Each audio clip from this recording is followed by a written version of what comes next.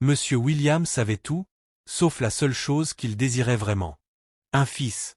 5 filles, des milliards à la banque, des propriétés éparpillées partout au Nigeria, mais aucun enfant mâle pour porter son nom. Et maintenant que la mort frappait à sa porte, ce vide dans son cœur ressemblait à une blessure impossible à guérir. La maladie était arrivée brutalement. Un mois plus tôt, il entrait encore dans des salles de réunion, signait des contrats, prenait des décisions. Le mois suivant, ses mains tremblaient quand il essayait de tenir un stylo. Ses jambes ne pouvaient presque plus le porter de la chambre à la salle de bain. Les médecins dirent que c'était un cancer, agressif et impitoyable. Ils lui donnèrent 6 mois à vivre s'il avait de la chance. Sa femme, Déborah, jouait parfaitement le rôle de l'épouse inquiète. Elle appelait les meilleurs médecins, organisait les rendez-vous, lui tenait la main en public. Mais derrière les portes fermées, ses yeux étaient froids et calculateurs. Elle attendait ce moment depuis des années. Quand M. Williams devint trop faible pour faire les choses seule, Déborah prit une décision. Il fallait quelqu'un pour s'occuper de lui à la maison. Le nourrir, le laver, le regarder mourir lentement. Mais elle était maligne.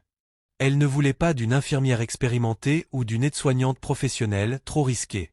Ces gens-là posaient trop de questions. Elle avait besoin de quelqu'un de désespéré et d'ignorant. C'est ainsi que Mia entra dans leur vie. Mia avait 22 ans et venait tout juste d'Ajagunal, l'un des quartiers les plus pauvres de Lagos. Elle vivait dans une seule pièce avec sa mère et ses 2 petits frères. Sa mère vendait des oranges au bord de la route et gagnait à peine de quoi les nourrir. Quand Mia entendit parler d'un poste de domestique dans une famille riche, elle sauta dessus sans réfléchir. Elle n'avait aucune formation, aucune expérience.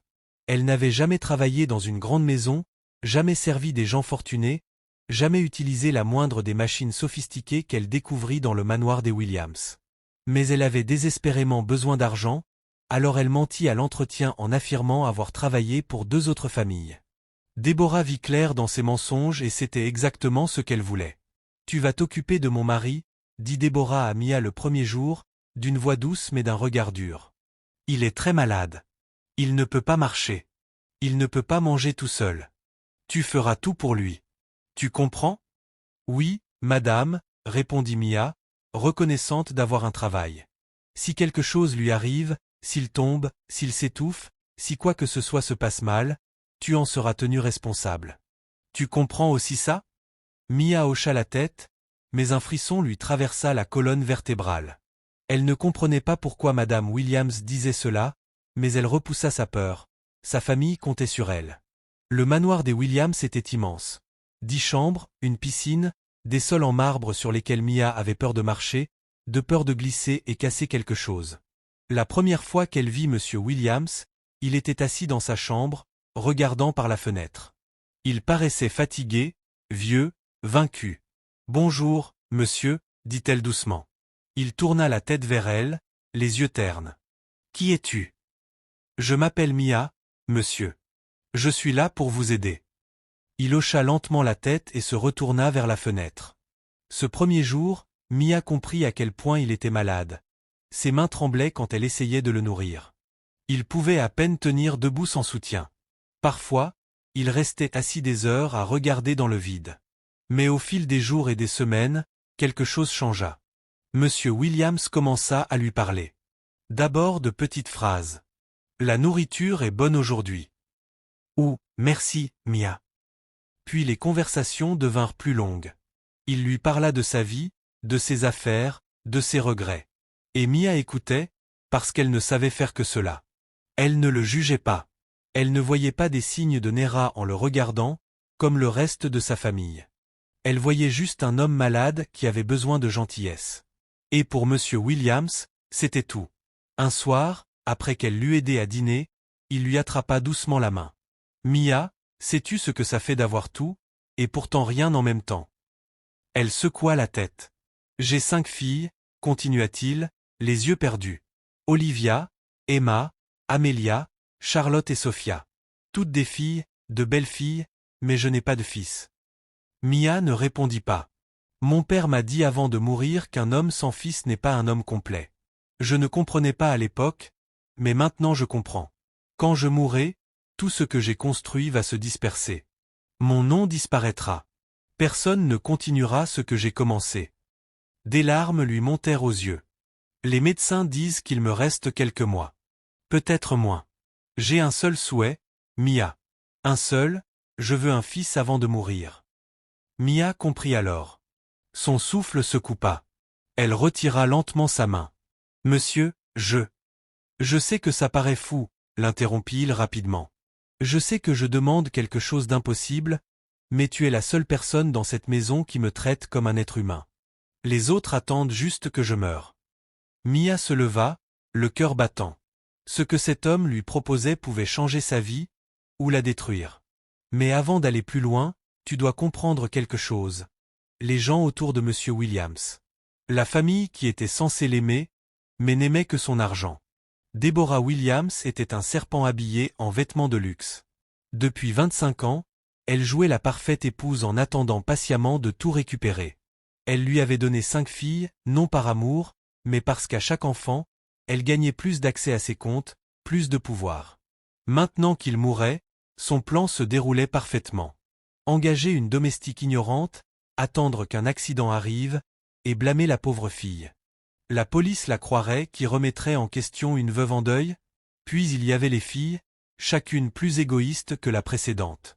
Olivia, 28 ans, influencée par son petit ami Kenneth, qui lui murmurait chaque nuit. Quand est-ce que le vieux va mourir? On a tout planifié depuis 2 ans. Quand il part, on prend l'argent et on part à Chypre. Olivia disait toujours oui. Emma, 26 ans, vivait pour Instagram. Dans sa tête malade, la mort de son père ferait d'elle une célébrité. La fille du milliardaire hérite d'une fortune, un rêve absurde mais bien réel pour elle. Amelia, 24 ans, était la marionnette de sa mère. Tout ce que Deborah disait, Amelia l'exécutait sans réfléchir. Charlotte, 22 ans, voulait détruire l'empire immobilier de son père pour le remplacer par une entreprise de perruques et de faux ongles. Elle croyait sincèrement être un génie. Sophia, 20 ans, était mourante elle-même, cancer au stade 4. Pourtant, même à l'approche de sa propre mort, elle voulait l'argent pour acheter un remède miracle inexistant. Aucun d'eux ne l'aimait. Ils attendaient tous sa mort. Et voici Mia, une fille pauvre d'Ajagunal, debout au milieu d'un manoir rempli de vautours, à qui un milliardaire mourant demandait la seule chose que son argent ne pouvait pas acheter. Un fils. Mia faisait de son mieux, mais le chef Williams voyait bien que la jeune fille n'avait aucune idée de ce qu'elle faisait. La première semaine fut un désastre. Elle brûla son petit déjeuner 2 fois. Elle lui donna ses médicaments au mauvais moment. Quand elle essaya de l'aider à marcher jusqu'à la salle de bain, ils faillirent tous les deux tomber parce qu'elle ne savait pas comment soutenir correctement son poids. N'importe quel autre employeur l'aurait renvoyée sur le champ. Mais il y avait quelque chose chez Mia qui empêchait le chief Williams de se plaindre. Elle mettait son cœur dans tout ce qu'elle faisait, même lorsqu'elle échouait. Quand elle brûlait les œufs, elle s'excusait si sincèrement qu'il ne pouvait pas rester en colère. Quand elle mélangeait ses médicaments, elle pleurait et promettait d'écrire tout dans un carnet pour que cela n'arrive plus jamais. Et elle le fit. Elle créa un cahier avec les horaires et les dosages, qu'elle vérifiait toutes les quelques heures comme si sa vie en dépendait. Elle était correcte, respectueuse. Elle ne se plaignait jamais même quand le travail devenait écrasant et que ses mains étaient abîmées par le nettoyage. Elle ne demandait jamais de congé ni ne rechignait aux longues heures. Elle travaillait simplement, en silence, sans relâche, essayant de prouver qu'elle méritait d'être là. Peu à peu, le chief Williams commença à dépendre d'elle. Non pas parce qu'elle était bonne dans son travail, mais parce qu'elle se souciait de lui. Et dans une maison pleine de gens qui attendaient sa mort, ce petit acte d'attention signifiait tout. Plus il passait de temps avec Mia, plus il attendait avec impatience sa présence. Quand elle entrait dans sa chambre le matin, sa journée semblait un peu plus lumineuse. Quand elle s'asseyait à côté de lui pour lui donner son déjeuner, il lui posait des questions justes pour la garder auprès de lui un peu plus longtemps. Pour la première fois depuis des années, quelqu'un dans sa maison le faisait se sentir humain. Mais ses filles le remarquèrent, et elles n'aimèrent pas cela du tout. Olivia fut la première à créer des problèmes. Un après-midi, alors que Mia nettoyait la chambre du chief Williams, Olivia appela depuis le salon. « Mia, viens ici. » Mia descendit en courant, inquiète qu'il y ait un problème. « Oui, madame. » Olivia était allongée sur le canapé, faisant défiler son téléphone. Elle ne leva même pas les yeux. Passe-moi la télécommande. Mia regarda autour d'elle et vit la télécommande posée sur l'accoudoir, à quelques centimètres seulement de la main d'Olivia.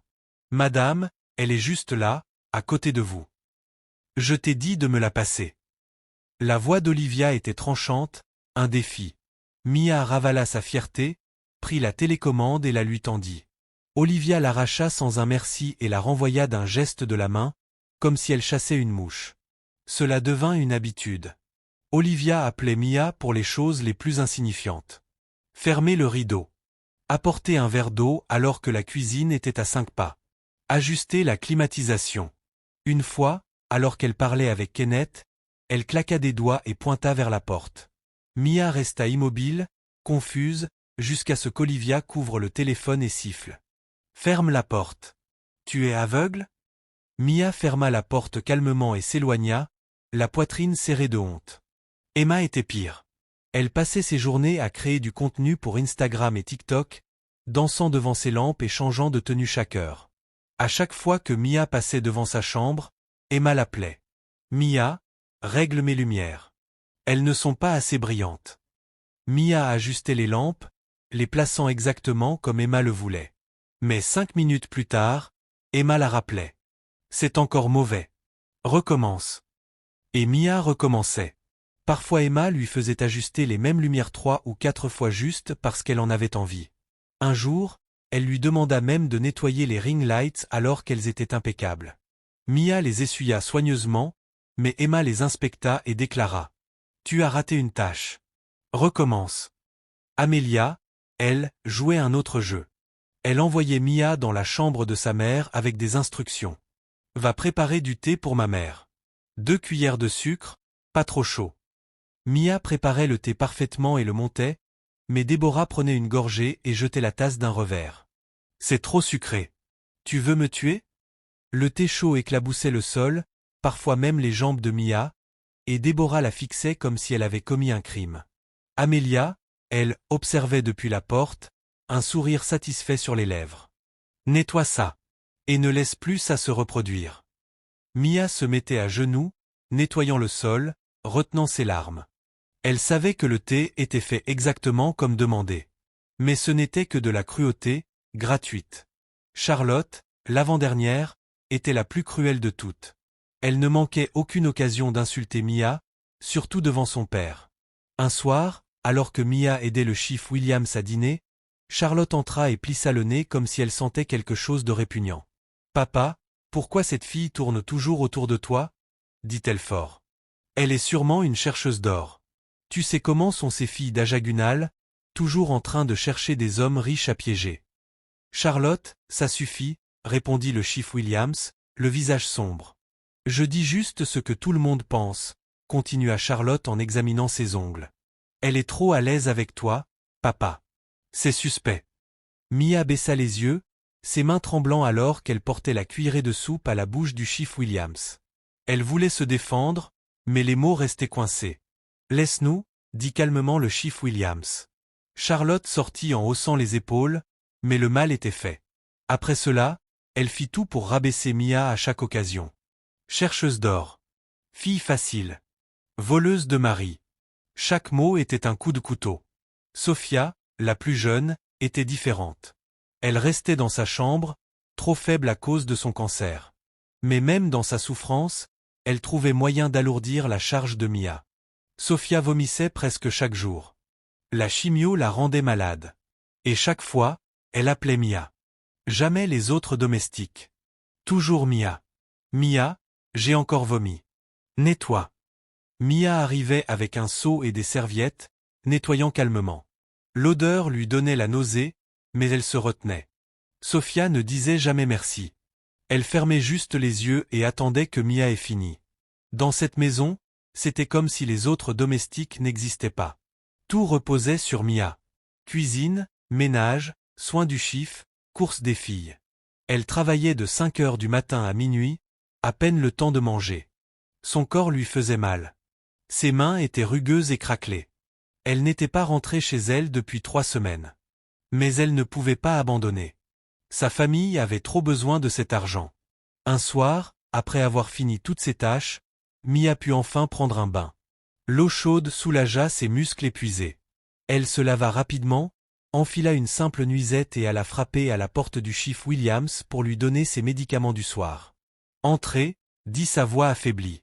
Elle entra avec un verre d'eau et les comprimés posés sur un plateau. Le chief Williams était assis dans son lit, la regardant avec une expression qu'elle ne comprenait pas. « Vos médicaments, monsieur » dit doucement Mia en lui tendant les pilules. Il les prit lentement, ses mains tremblantes. Après les avoir avalées, il ne lâcha pas le verre. Au lieu de cela, il fixa Mia longuement. « Assieds-toi » dit-il en tapotant le bord du lit.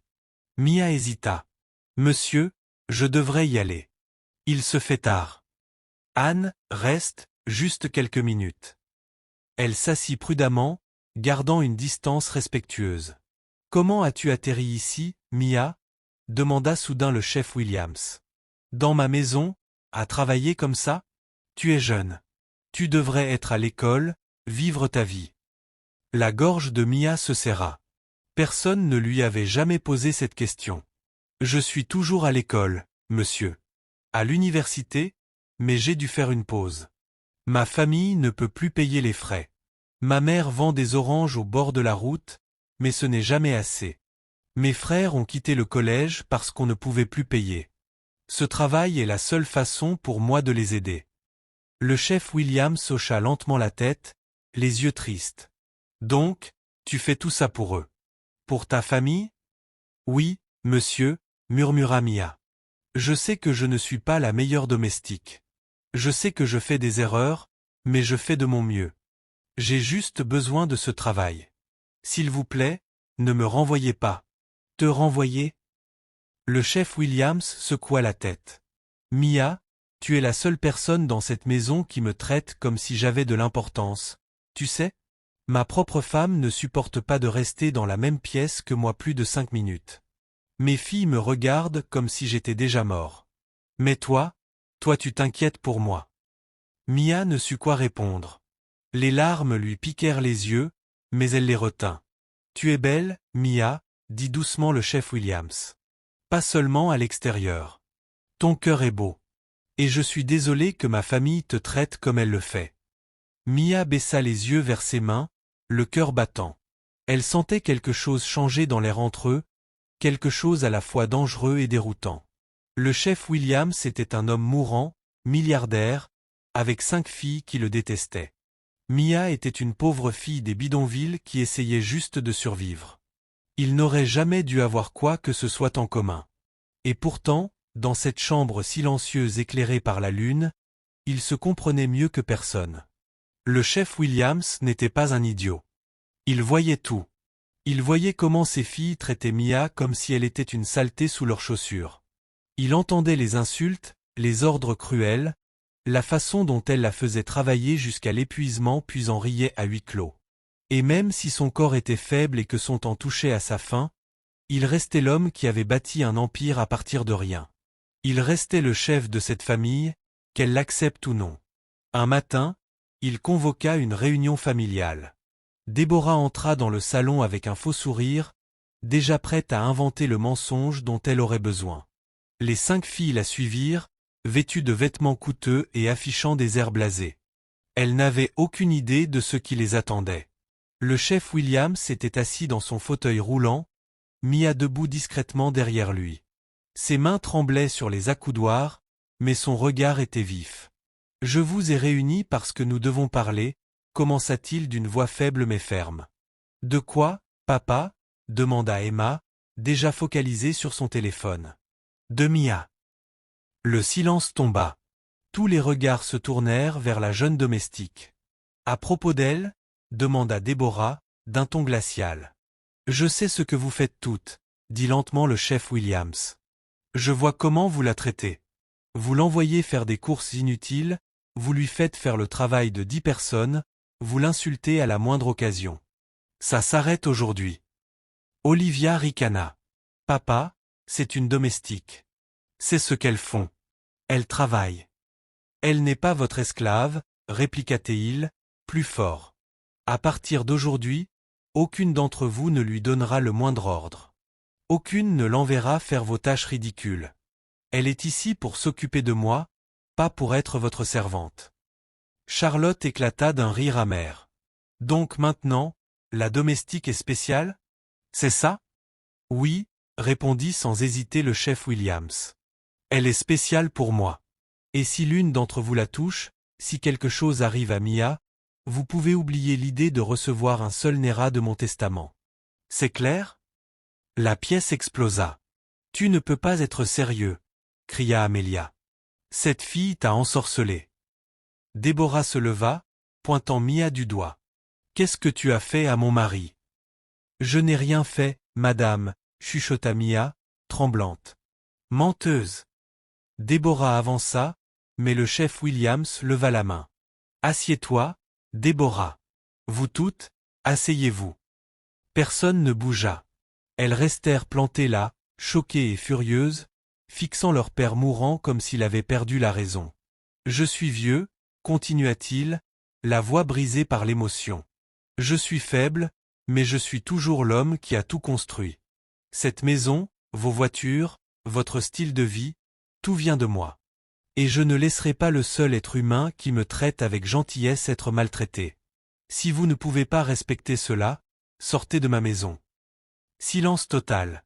Finalement, Déborah se rassit, la mâchoire serrée. Les autres suivirent, brûlant de colère mais conscientes qu'il valait mieux ne rien tenter. Pas encore. Après la réunion, Mia tenta de remercier le chef Williams, mais il l'interrompit. Tu n'as pas à me remercier, Mia. J'aurais dû le faire plus tôt. Mais le mal était fait.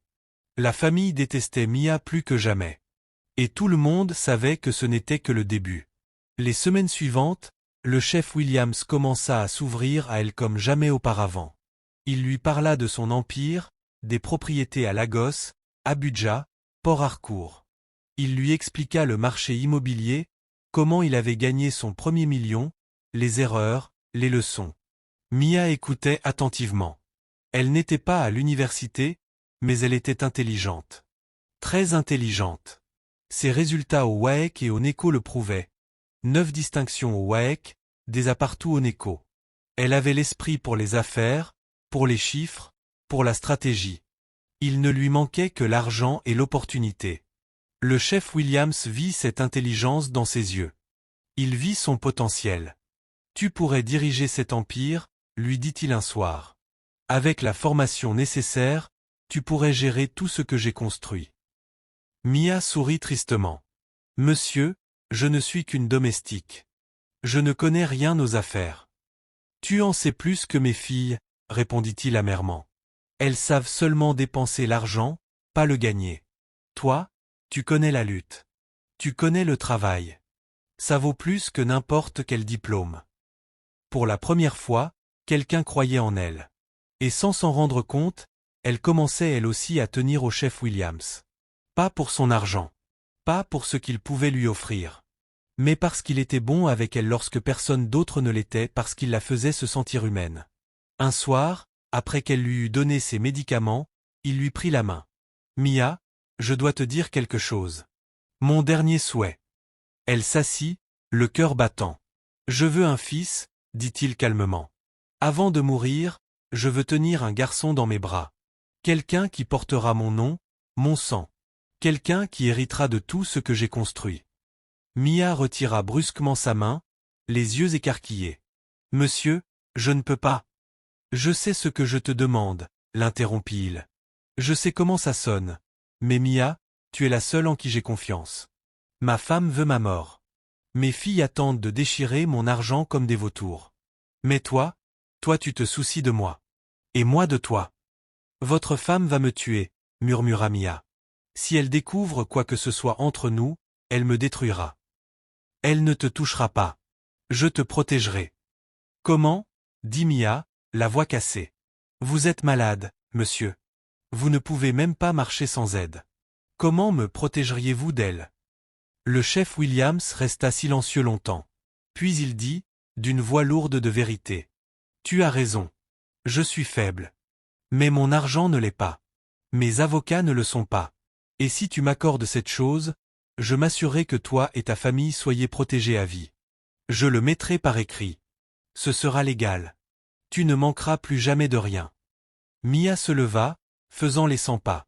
Son esprit tourbillonnait. C'était de la folie. C'était dangereux. Mais lorsqu'elle pensa à sa mère sous le soleil à vendre des oranges, à ses frères qui avaient dû abandonner l'école, à la petite chambre qu'ils partageaient tous à Ajagunal, quelque chose en elle se brisa. « Pourquoi voulez-vous un fils à tout prix » demanda-t-elle enfin. Le chef Williams ferma les yeux. « Parce que ces femmes dans cette maison ne méritent pas ce que j'ai construit. Elles n'ont pas travaillé pour ça. Elles n'ont jamais sacrifié quoi que ce soit. Tout ce qu'elles ont fait, c'est attendre ma mort. Mais un fils porterait mon héritage. Un fils ferait en sorte que mon nom ne disparaisse pas. » C'était une raison égoïste. Mia le savait, mais elle le comprenait aussi. Dans un monde où l'on te valorise seulement pour ce que tu peux donner, Chief Williams voulait simplement que quelqu'un se souvienne de lui. « J'ai besoin de temps pour réfléchir, » dit Mia doucement. « Prends tout le temps qu'il te faut. » Mais le temps était justement ce qu'il n'avait pas. 3 jours plus tard, Mia lui donna sa réponse. « Oui. » Cette nuit-là changea tout. Les semaines passèrent. Au début, personne ne se doutait de rien, mais Mia commença à se sentir malade. Le matin, elle courait aux toilettes pour vomir, le ventre tordu de douleur. Elle essaya de cacher la vérité, de prétendre que ce n'était que du stress ou de la nourriture avariée, mais les signes étaient trop évidents.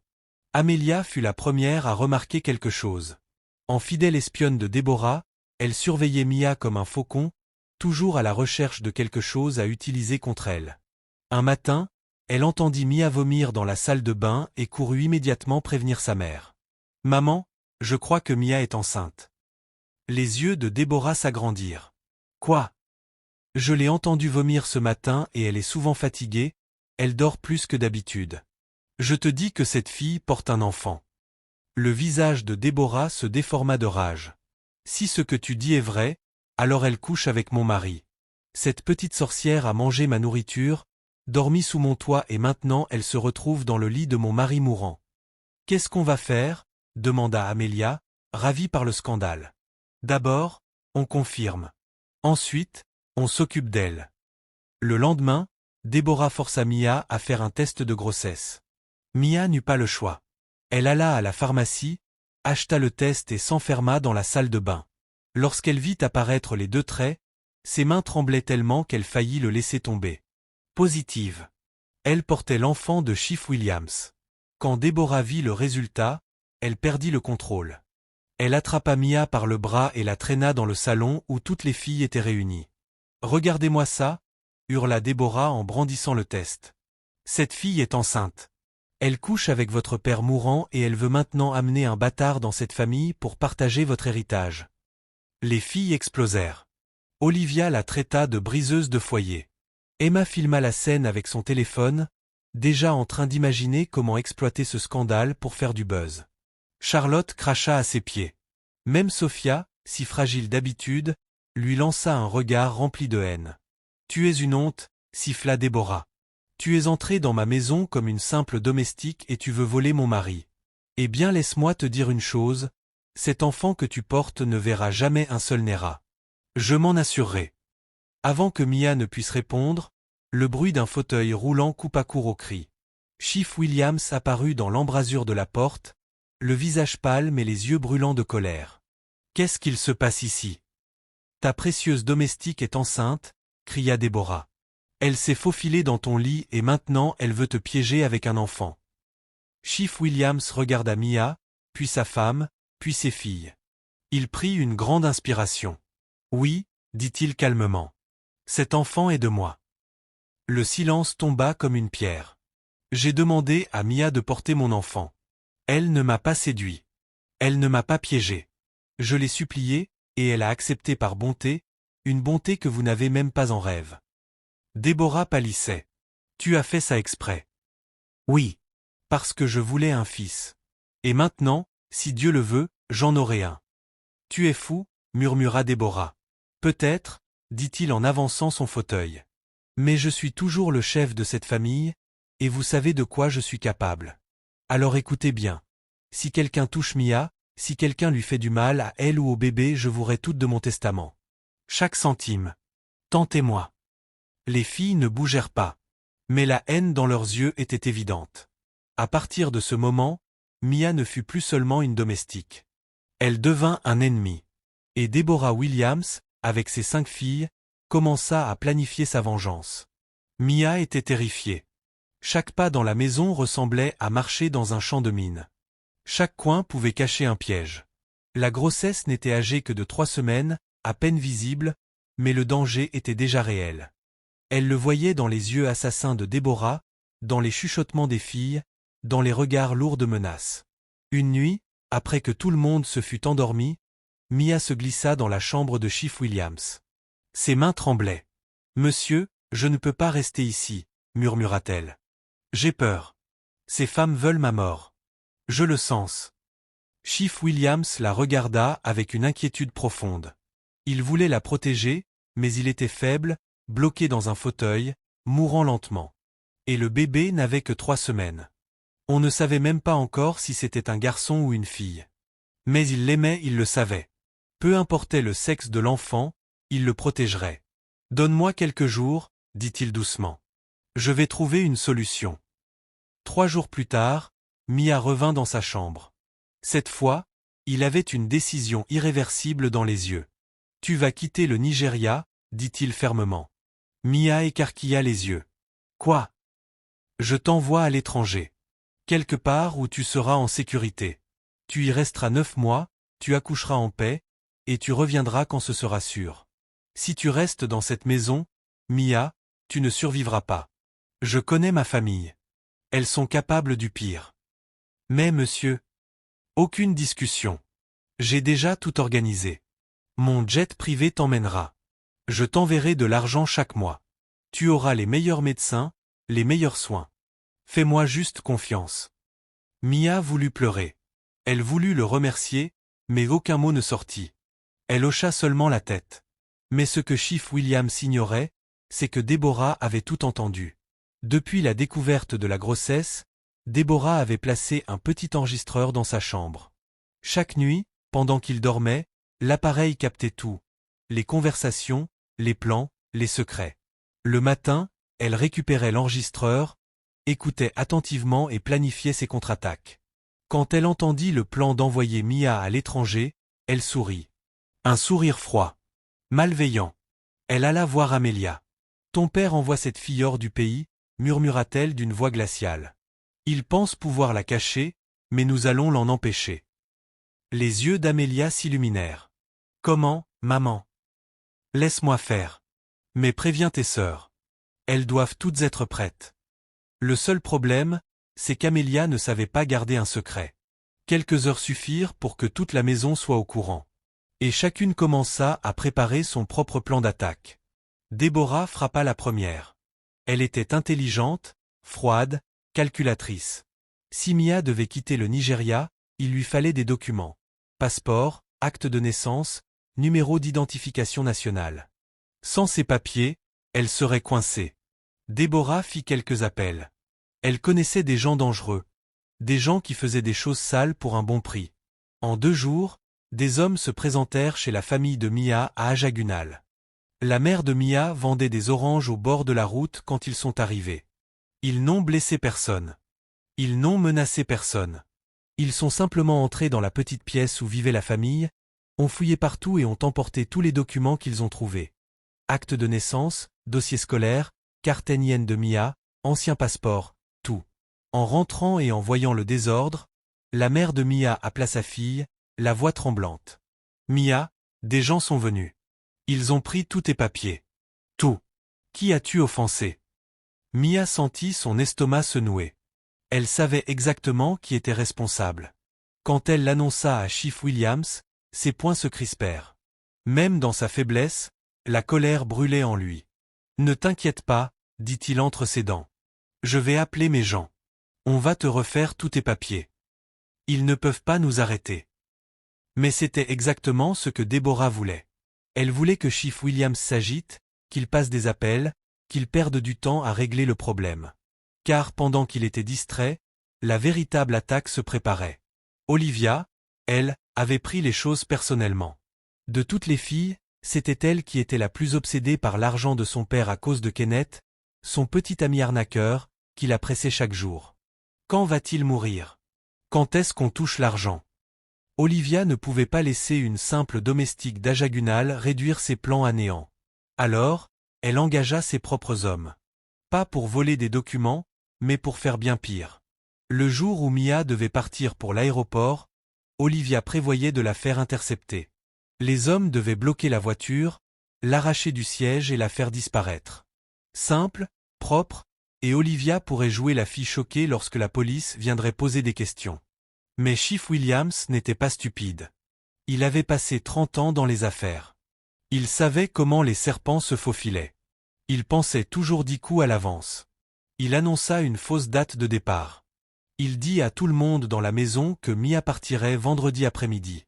Il fit tout un théâtre, demanda même à un chauffeur de préparer la voiture devant les domestiques.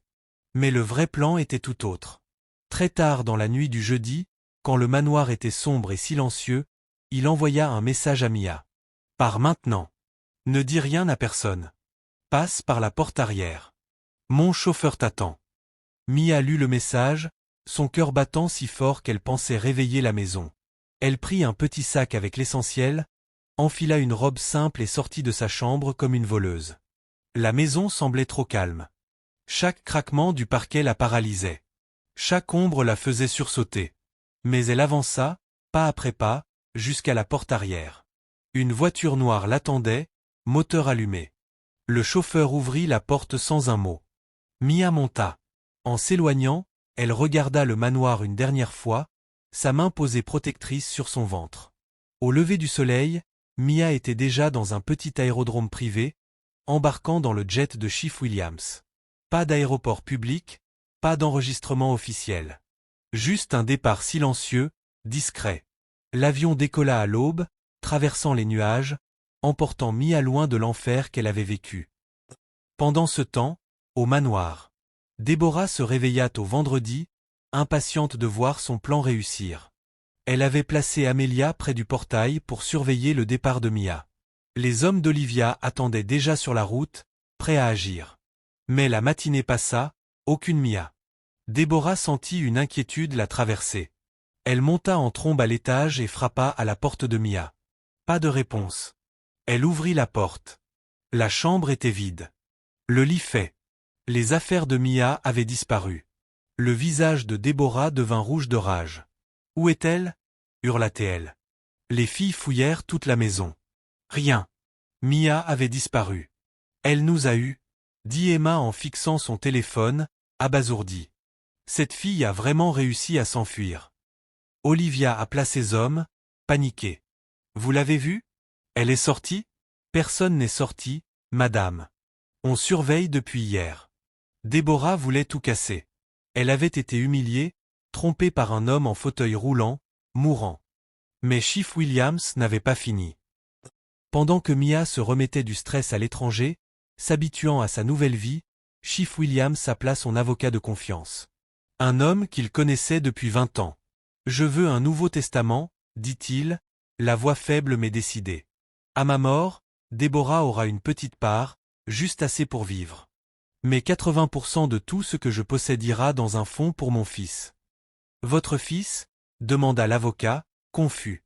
Il n'est pas encore né, mais il le sera. Et à ses 18 ans, tout lui reviendra.